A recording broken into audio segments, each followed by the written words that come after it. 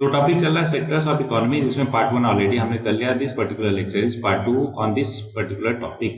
कुछ डिटेल मेरे बारे में, इंपॉर्टेंट सेक्शन सब पता है आपको, इसलिए पहले क्वेश्चन पे आगे बढ़ते हैं, जो कि है which one of the following group is not को पार्टनर ऑफ इंडस्ट्रियल रिलेशन। को पार्टनर नहीं है इंडस्ट्रियल रिलेशन में। देखो, कंज्यूमर और देयर ऑर्गेनाइजेशन, ये लोग कहाँ से आ गए है ना, ये लोग तो कुछ है नहीं। वर्कर्स और देयर ऑर्गेनाइजेशन हो सकते हैं, मैनेजर और देयर ऑर्गेनाइजेशन भी हो सकते हैं, और स्टेट गवर्नमेंट और सेंट्रल गवर्नमेंट भी हो सकती है। देखो, तीन पर्सन होते हैं ना जो इंडस्ट्रियल रिलेशन में पार्टिसिपेट करते हैं। एक एम्प्लॉयर और उनके ऑर्गेनाइजेशन, और दूसरा एम्प्लॉयज इन उनके ऑर्गेनाइजेशन, और तीसरा गवर्नमेंट। ठीक है, तो इन तीनों जो है इंडस्ट्रियल रिलेशन में पार्टिसिपेट करती है, को पार्टनर है, बल्कि कंज्यूमर और देयर ऑर्गेनाइजेशन नहीं है। वही हमसे पूछा था, तो करेक्ट ऑप्शन ये हो जाएगा। ठीक है, वही सारी चीजें हैं जो मैंने आपको बताया, इसलिए आगे बढ़ जाएंगे नेक्स्ट क्वेश्चन पे, जो कि है which one of the following statement is not true about the Indian economy. Indian economy के बारे में सही नहीं है कौन सा? पहला, its share of world population is 16%, but its share of world GDP केवल 1.6 है। सही है। The share of service sector in India GDP केवल 25% है, 2010 का। एज ऑफ अभी 2025 के हिसाब से लगभग 57 या 60% है ना। तो ये आज के हिसाब से ये स्टेटमेंट गलत हो जाएगा। बाकी भी देख लेते हैं, अगर गलत है उसको मार्क करेंगे, अदरवाइज यही लेकर चलेंगे। 58% of its working population is engaged in the agriculture, but the contribution of agriculture to the national income is 22%। बिल्कुल सही स्टेटमेंट है ना, हार्ड है बट ट्रूथ है। India occupies only 2.4% of world geographical area, ये भी बिल्कुल सही है। तो इनकरेक्ट कौन सा हो जाएगा? ऑप्शन बी है ना। यहाँ पे 2022 का डेटा देकर बोल रहा 54% जो है वो टर्सरी सेक्टर में है, जो कि लार्जेस्ट है पूरे दुनिया में। इंटेंजिबल गुड्स और सर्विसेज इंक्लूड करता है tertiary sector as their output. It can be further divided into consumer, business और पब्लिक सर्विसेज। एग्जांपल के तौर पे सर्विस सेक्टर की बात किया जाए तो उसमें आता है हॉस्पिटैलिटी, एजुकेशन, आईटी, मीडिया और इंटरटेनमेंट। अब ये India's first EPZ was set up in 1965। Special economic zone जो है पॉलिसी वाज फॉर्मुलेटेड 2000 में। वडोदरा जो है फेमस है पटोला सिल्क के लिए, और पन्ना जो है मध्य प्रदेश में इस फेमस फॉर गोल्ड माइन। ठीक है, आप ध्यान रख दीजिएगा। बस चौथे स्टेटमेंट कि गाना सुना होगा आपने, पन्ना की तमन्ना है कि हीरा मुझे मिल जाए। तो पन्ना जो है मध्य प्रदेश है, पन्ना में हीरा मिलता है। हीरा मतलब डायमंड, डायमंड के लिए फेमस है, ना कि गोल्ड माइन के लिए। तो ऐसे ऐसे गाने का भी आपको रिवीजन में भी हेल्प कर सकते हैं, अगर आप बस ध्यान से सुनो तो। बस सकते हैं, पन्ना की तमन्ना है कि हीरा मुझे मिल जाए, ना कि गोल्ड मिल जाए। इसलिए चौथा गलत होगा। चौथा गलत। लो, आंसर आ गया आपका। पहला, दूसरा, तीसरा पे अगर उतना ज्यादा आपको, तो बस एक ऑप्शन से हमारा करेक्ट आंसर मिल गया, दैट इज 1 and 2 and 3। 1, 2, 3 तीनों के तीनों सही है। अब आपको क्या करना है, ध्यान रखना है डेट, है ना, कि फर्स्ट एक्सपोर्ट प्रोसेसिंग जोन जो है सेटअप किया गया था 1965। कहाँ? कांडला, गुजरात में। वहीं पर दूसरा स्टेटमेंट भी सही है कि अप्रैल 2000 में स्पेशल इकोनॉमिक जोन जो है ये पॉलिसी स्टेब्लिश किया गया, जो कि top notch infrastructure, simplifying bureaucratic procedure and offer a stable fiscal policy. The objective was to attract increase foreign investment in India by creating a conducive और favourable business climate with in these designated zones. तीसरा statement भी सही है कि वडोदरा जो है famous है Patola silk के लिए। क्या है? ट्रेडिशनल साड़ी है, masterpiece of double ikat weaving often crafted with silk, है ना। बस ये जानते रहो, वडोदरा पटोला सिल्क है ना, फेमस किसके लिए? ठीक है। और चौथा मैंने बता दिया, पन्ना की तमन्ना है कि हीरा मुझे मिल जाए, ना कि गोल्ड। अगला, which of the following organisation involve है in providing the insurance against various risk to exporter. Correct जवाब है ईसीजीसी, एक्सपोर्ट क्रेडिट और गारंटी कॉर्पोरेशन। यहाँ पे नाम में ही है इसका कि एक्सपोर्ट क्रेडिट और गारंटी दे रहा है ना, तो इसलिए यही करता है कवर रिस्क को। एक्सिम बैंक क्या है? एक्सपोर्ट इंपोर्ट बैंक है, और बाकी तो आपको फुल फॉर्म ऑलरेडी गिवन है। ठीक है, चलो आगे बढ़ते हैं। और एक इसके अंडर में आता है मिनिस्ट्री ऑफ कॉमर्स और इंडस्ट्री के अंडर में आता है, जो ऑफर करता है क्रेडिट, इंश्योरेंस और गारंटी सर्विस, किसको? सेफगार्ड करने के लिए एक्सपोर्टर और बैंक्स को against risk associated with international trade. List 1 को लिस्ट 2 से मैच करना है। सोल ट्रेडर क्या होता है? सोल ट्रेडर वो होता है जिसके पास अनलिमिटेड लाइबिलिटी होती है, अकेला इंसान वही है, तो सारी लाइबिलिटी यही लेता है। वहीं पे अगर पार्टनरशिप की बात किया जाए तो पार्टनरशिप के पास कॉन्ट्रेक्चुअल रिलेशनशिप होता है, कॉन्ट्रैक्ट बेसिस पे। कोऑपरेटिव क्या करते हैं, बेटरमेंट करते हैं वीकर सेक्शन ऑफ सोसाइटी का। वहीं पे पब्लिक लिमिटेड लाइबिलिटी, नाम में ही पब्लिक लिमिटेड लाइबिलिटी मतलब उसमें बहुत सारे पार्टनर्स होंगे तो large number of risk bearers होते हैं, ठीक है। तो ये हो गया वन। तो मैच कर लेते हैं, ये हो गया, खिचड़ी पक गया। तो क्या मैंने बताया था, सोल ट्रेडर का अनलिमिटेड लाइबिलिटी 4 हो गया, पार्टनरशिप का मैंने बताया था कॉन्ट्रेक्चुअल लेवल 3 हो गया, फिर कोऑपरेटिव 2, फिर 4-3-2 है, किधर दिख रहा 4-3-2 एक ऑप्शन भी दिख रहा, हो गया करेक्ट जवाब, ठीक है।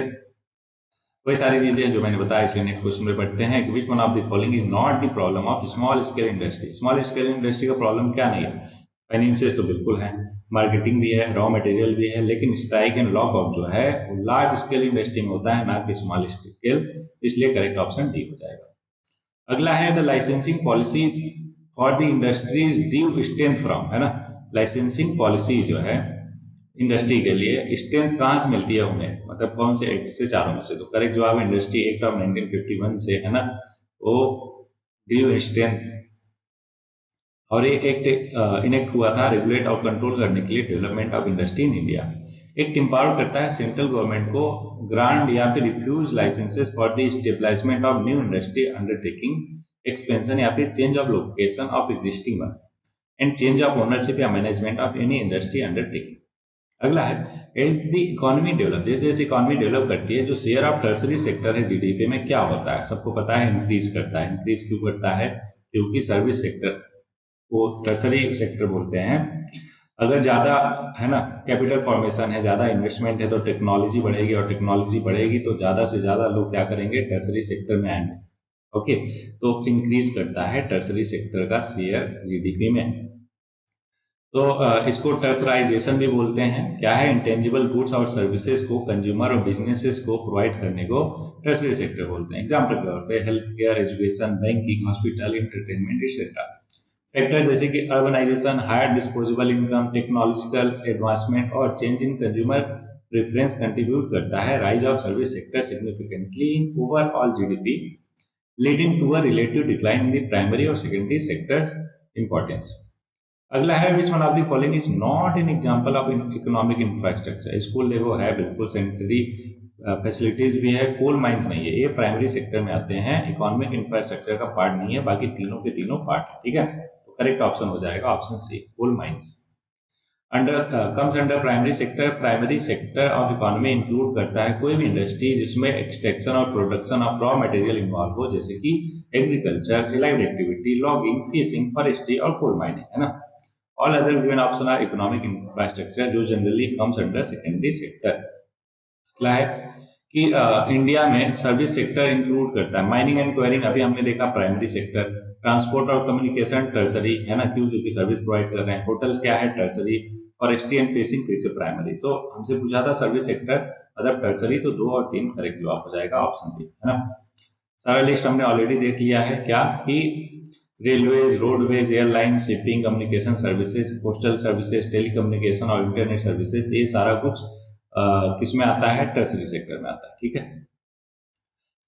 तीसरा है कि होटल्स, मोटल्स, रिजॉर्ट और अदर लॉगिंग एस्टेब्लिशमेंट जो है वो हॉस्पिटैलिटी इंडस्ट्री के अंडर में आता है, जो कि क्या है, टर्सरी सेक्टर है। चौथा गलत है, क्यों, मैंने बता दिया पूरा डिटेल में, इसलिए आगे बढ़ते हैं। अच्छा, यहाँ पे लिस्ट प्रोवाइड कर दिया, प्राइमरी सेक्टर में एग्रीकल्चर, फिशिंग, माइनिंग, फॉरेस्ट्री होता है, और टर्सरी सेक्टर में अभी आगे है, वो भी डिटेल में बता दूंगा, डोंट वरी, है ना, लिस्ट प्रोवाइड कर दूंगा। Universal service obligation fund is concern with, क्या, यूनिवर्सल सर्विस ऑब्लिगेशन फंड तो किसे कंसर्न करता है, तो ये करेक्ट जवाब है adjustment of liabilities of telecom company से रिलेटेड ये है कि it deals with the adjustment of liabilities of telecom company. It was form कब, 2002 में, under the department of telecommunication, और नॉन लैप्सेबल फंड है, इसका मतलब कि जो अनस्पेंड फंड है उसको अगले साल के लिए ट्रांसफर किया जा सकता है, इतना आपको ध्यान रखना। भारत नेट की बात कर लेते हैं, क्या है, was conceived as a nationwide broadband network. Bharat net project जो है फंड किया जा रहा है यूनिवर्सल सर्विस ऑब्लिगेशन फंड के द्वारा, और ये प्रोवाइड करेगा 2 से लेकर 20 Mbps, है ना, for all household in on demand capacity to all institution. लगभग 2.5 लाख ग्राम पंचायत को कवर करने का, है ना, पर्पज है इसका। सेकेंडरी सेक्टर क्या होता है, देखो, सेकेंडरी सेक्टर होता है next stage of economic activity, जहाँ पे प्रोसेस और मैन्युफैक्चर होता है goods from the raw material. जो प्राइमरी सेक्टर से आपने रॉ मटेरियल निकाला ना, फ्रॉम माइनिंग, फिशिंग और एग्रीकल्चर, उन सब से, तो उनको मैन्युफैक्चर करना गुड्स के अंदर, वो सेकेंडरी सेक्टर का काम होता है। ठीक है, एग्जाम्पल के तौर पे manufacturer, manufacturing, construction, food processing, है ना, और ये सारा कुछ। ठीक है, ये सब किसमें आता है? सेकेंडरी, सेकेंडरी या फिर हाँ सेकेंडरी सेक्टर में आता है। वहीं पे टर्सरी सेक्टर की बात करें तो hospitality, education, health care, banking, finance, entertainment, ये सब के सब टर्सरी सेक्टर का पार्ट है। नेक्स्ट है, which one of the following is referred to as a golden handshake. Golden handshake किसको बोलते हैं? तो ऑनरिंग वीआईपीज। वीआईपीज कौन होते हैं? वॉलंटियर बेसिस पे जो रिटायरमेंट लेते हैं, है ना, नहीं, वॉलंटियरी रिटायरमेंट स्कीम। ठीक है, तो माफ कीजिएगा, करेक्ट जवाब इसका बी है। ठीक है, जो वॉलंटियरी वीआरएस लेते हैं ना, वॉलंटियरी रिटायरमेंट स्कीम, तो उनके लिए स्पेशल टाइप के बेनिफिट मिलते हैं, उसको गोल्डन हैंडशेक बोला जाता है। और अ वॉलंटियर रिटायरमेंट स्कीम एक टाइप ऑफ गोल्डन हैंडशेक है जो ऑफर करता है attractive benefit to employee who voluntarily retire from their job before the normal retirement age. ठीक है, होपफुली ध्यान में रहेगा आपको। इंडस्ट्री इधर है और प्रोडक्शन सेंटर इधर है। जूट प्रोडक्शन, अगर मैं बोलूं आपको कि जूट किधर मिलता है सबसे ज्यादा, आप कहोगे सर वेस्ट बंगाल में, है ना, वहां पे सबसे ज्यादा प्रोड्यूस होता है। तो इन चारों में से आपको अधिक कौन सा रहा? भदोही तो यूपी में है, लुधियाना पंजाब में, बेंगलोर कर्नाटका में, तो तीथागढ़ जो है वो है वेस्ट बंगाल में। तो ये का हो जाएगा 4। वहीं पे सिल्क टेक्सटाइल की बात किया जाए तो सबसे ज्यादा प्रोड्यूस होता है बेंगलोर में। वुलन होजरी मालूम नहीं पता आपको, ठीक है, तो वुलन कारपेट तो पता है, कालीन भैया मिर्जापुर, भदोही आसपास ही है ना, तो इसका 1 हो गया। ठीक है, तो बचा क्या दूसरा? तो ये 2 हो जाएगा कि कहाँ पे प्रोड्यूस होता है? लुधियाना में। बहुत सारे क्या बनाए जाते हैं? शॉल, स्वेटर, है ना, कैप्स, वो सारा कुछ लुधियाना में प्रोड्यूस होता है। वुलन होसरी कहा जाता है वो सारा कुछ। कारपेट की बात करें भदोही, है ना, यूपी समझाई दिया। तो 4 3 2 1 करेक्ट जवाब हो जाएगा इसका, सारा कुछ समझाई दिया। इसलिए आगे बढ़ते हैं नेक्स्ट क्वेश्चन पे। बोल रहा coastal Gujarat has been called an industrial workshop. क्यों? क्योंकि बहुत सारे डिस्ट्रिक्ट गुजरात के ऐसे हैं जो कोस्टल एरिया में, है ना, सिचुएटेड है। इस वजह से कोस्टल गुजरात को इंडस्ट्रियल वर्कशॉप कहा जाता है, और वो इंडस्ट्रियल एरिया है। It is dotted with manufacturing unit of textile और गारमेंट, फार्मास्यूटिकल और पेट्रोकेमिकल। बिल्कुल सही बोला कि गारमेंट, टेक्सटाइल, फार्मास्यूटिकल और पेट्रोलियम, ये सारे के सारे मैन्युफैक्चरिंग यूनिट जो है कोस्टल गुजरात में बहुत सारे हैं। दैट्स वाई इसको इंडस्ट्रियल वर्कशॉप कहा जाता है। तो सेशन भी सही, रीजन भी सही और करेक्टली एक्सप्लेन कर रहा है। That's why the answer should be A. अच्छा, इस एक्सप्लेनेशन नहीं है, कोई बात नहीं, मैंने एक्सप्लेन कर दिया, होपफुली आपको क्लियर है। नेक्स्ट क्वेश्चन है, participation of labourers in management means. इसका मतलब क्या हुआ? पार्टिसिपेशन इन शेयर्स नहीं, participation in policy decision making. बिल्कुल, क्यों? क्योंकि जो लेबरर है ना, वो अपने हक के लिए आवाज उठाते हैं, जिसको बोलते हैं पार्टिसिपेशन इन मैनेजमेंट। ठीक है, और वो पॉलिसी डिसीजन मेकिंग को डायरेक्टली इन्फ्लुएंस करते हैं। That's why the correct option should be B. देखते हैं एक्सप्लेनेशन कि participation of labourer in management differ करता है involving workers in the process of making decision in policy, जो अफेक्ट करता है ऑर्गेनाइजेशन और एंटरप्राइज को दे वर्क फॉर।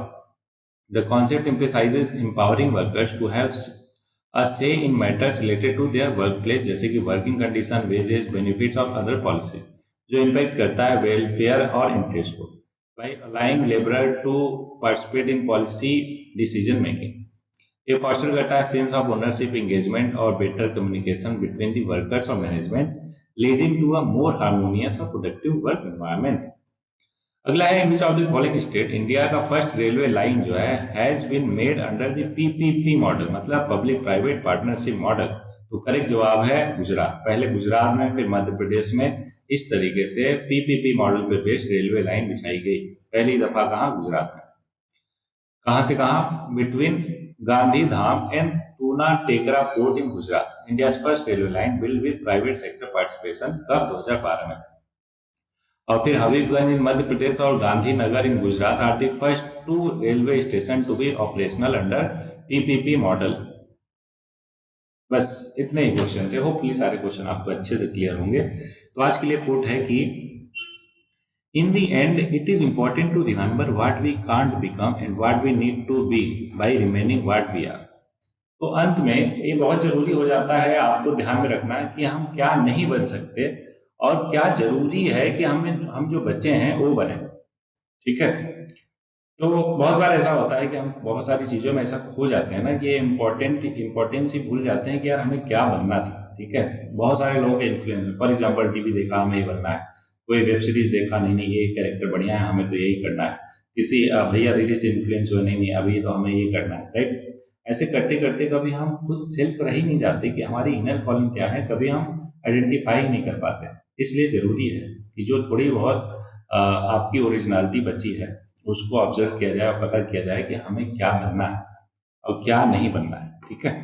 तो इन शब्दों के साथ इस लेक्चर में इतना ही। बढ़ते हैं, मिलते हैं नेक्स्ट लेक्चर में। तब तक के लिए आइडेंटिफाई करते रहिए, पढ़ते रहिए और आगे बढ़ते रहिए।